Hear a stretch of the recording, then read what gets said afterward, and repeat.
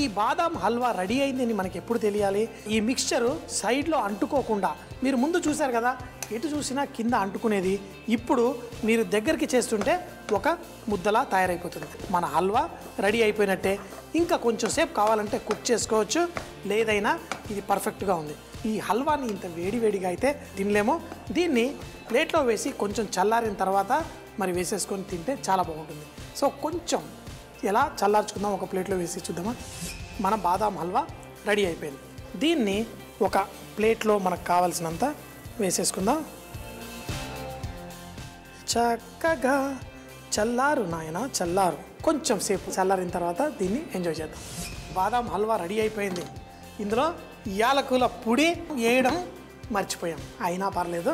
బాదాం పప్పు ఉంది కదా, దీంట్లో ఈ యాలకుల పొడి వేసేసి కలిపేసి తర్వాత బాదాం పప్పుని దీనిపైన వేసేసుకుందాం. తినేటప్పుడు కొంచెం ఈ బాదాం పప్పు తాకుతూ చక్కగా పర్ఫెక్ట్గా ఉండాలి. ఆహా, ఇది బర్ఫీలాగా ఉంటుందేమో అనుకోండి, లేదు, హల్వాలాగే తినాలి. కొంచెం ఇలా తీసుకొని ఒక చిన్న బౌల్లో వేసుకొని తింటే ఆహా, ఓహో, భలేగా ఉంటుంది. చూశారు కదా. మరి ఈరోజు మన నవరాత్రుల స్పెషల్లో మనం అరటికాయ పులిహోర, అలాగే మన బాదాం హల్వా కూడా రెడీ అయిపోయింది. మన దేవుడికి కూడా సమర్పించుకున్నాం. మరి రుచి చూసేద్దామా. పండగలు వచ్చేసాయంటే మనకి ఇష్టమైన వంటలు ఇంట్లో చేసుకోవాల్సిందే. ఇష్టమైన వంటలు, బాగా రుచికరమైన వంటలు మనం చేసేసుకుందాం. మరి నాకు ఇష్టమైన వంటలు అయితే నేను చేసేసాను. చాలా ఇష్టంగా నేను తినే ఈ బాదాం హల్వా కూడా రెడీ అయింది. చల్లారిన తరువాత వడ్డించుకోవచ్చు. ఆహా, మరి కావలసినంత పులిహోర, ఒక పక్కన బాదాం హల్వా రెడీ అయిపోయింది. మరి ముందు మిఠాయి తిందామా, ముందు పులిహోర తిందామా? లేదు, ఈరోజు పులిహోర తిందాం. ఎందుకంటే ఈ పులిహోరలో ఒక అద్భుతమైన టేస్ట్, దాన్ని తర్వాత మరింత అద్భుతం చేయడం కోసం మరి బాదాం హల్వా. ఫస్ట్ మన పులిహోర.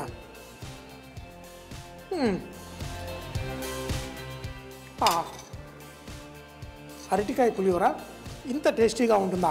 మరి దీన్ని మంచి పులిహోర ఏదైనా దాంట్లో ఇలా మిరపకాయలు ఉన్నాయనుకోండి, మిరపకాయలో మంచి కొంచెం అంత కరకర అన్నీ బాగుండాలి, కొంచెం ఘాటు కూడా ఉండాలి. నిజంగా అప్పుడప్పుడు అనిపిస్తుంటుంది, జీవితంలో ఏదో పుణ్యం చేసుకోకపోతే ఇంత రుచికరమైన వంటలు దొరుకుతాయా? మరి నిజంగా అదృష్టం అంటే మరి ఆగలేకపోతున్నా. బాదాం హల్వా కూడా టేస్ట్ చేయాల్సిందే. మంచి నెయ్యి, అందులో షాయి బాదాం. అమ్మ, అలాంటి వాళ్ళది నిజమైన ప్రేమ కాదు, అది వ్యామోహం.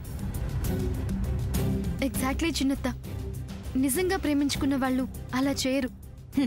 ఎంత మనసు విరిగిపోతే కన్న కూతుర్ని పట్టుకొని మా దృష్టిలో చచ్చిపోయా ఉంటుందా తల్లి?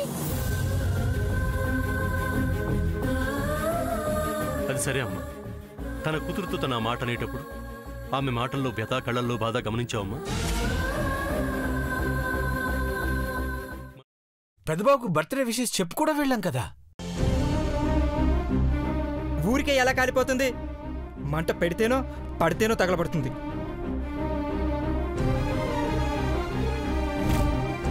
కరెక్ట్ చిన్నబాబు, నీకొచ్చినట్టే నాకు డౌట్ వచ్చింది. పార్వతే షర్టును తగలబెట్టిందనుకుంటా.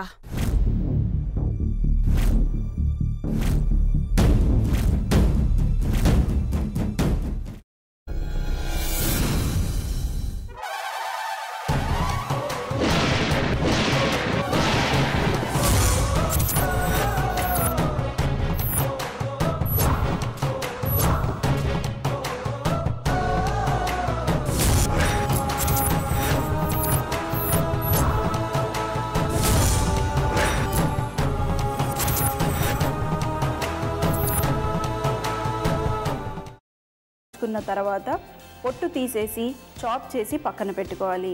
ఒక ప్యాన్లో కొద్దిగా నూనె వేడి చేసి అందులో ఆవాలు, మినప్పప్పు, శనగపప్పు, కరివేపాకు, సన్నగా తరిగి పెట్టుకున్న ఉల్లిపాయలు వేసుకుని 1 నిమిషం పాటు వేయించుకోవాలి. ఆ తర్వాత కాల్చి కట్ చేసి పెట్టుకున్న వంకాయని కూడా అందులో వేసుకుని బాగా మిక్స్ చేసి బౌల్లోకి ట్రాన్స్ఫర్ చేసుకుని అందులో తగినంత చిక్కటి పెరుగు లేదా పల్చటి పెరుగు వేసుకుని మిక్స్ చేసి అన్నంతో కానివ్వండి, చపాతీతో కానివ్వండి సర్వ్ చేసినా చాలా బాగుంటుంది.